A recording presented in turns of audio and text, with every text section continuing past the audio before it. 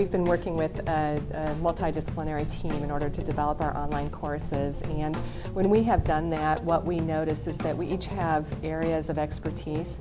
If we were to do it individually, we would only get that one snapshot, but instead we've been able to bring the best expertise from the library department, from the Center for Online Learning, and then from our department.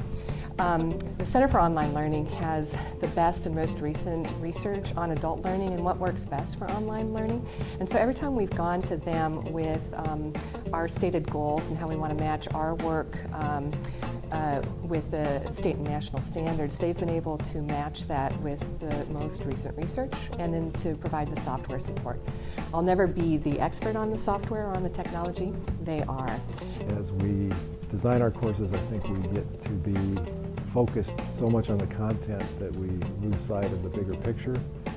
Having multiple viewpoints from diverse faculty, diverse sources, can help us consider and look at the content from different perspectives.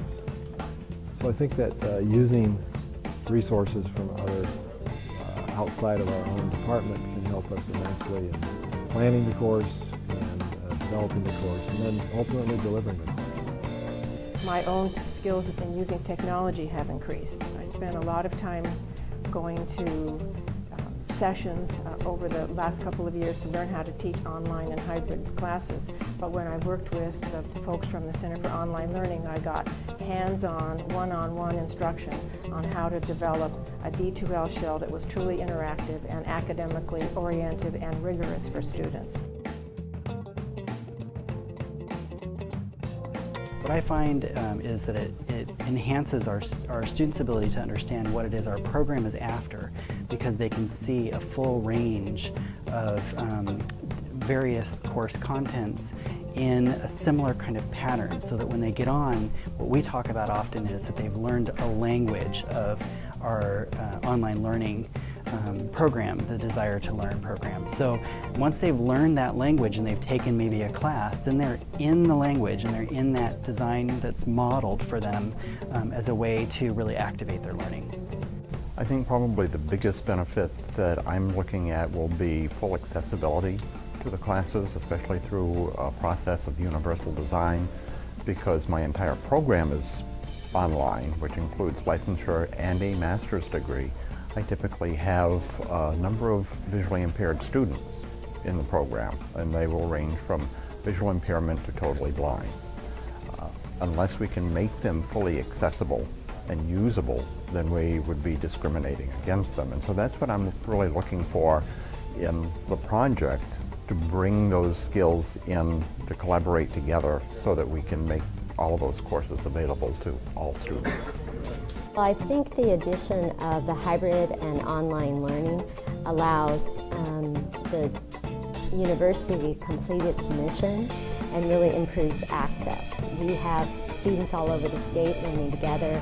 We have students in all levels of career and family pathways now able to access school.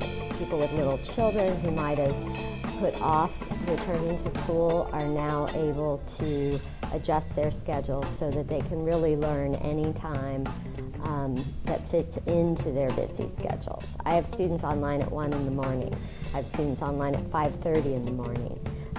That's helpful to give them those choices for when they learn best.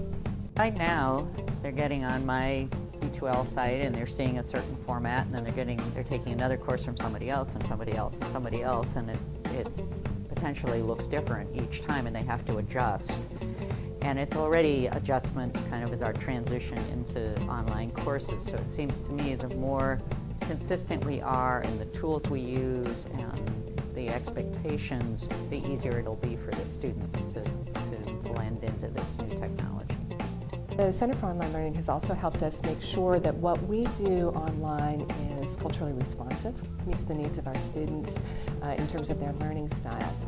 So it's been a pretty supportive environment. It's been extremely exciting, and when you look at our outcomes for students, we know that they're choosing to come to us because of being able to offer our programs and our courses in many different formats.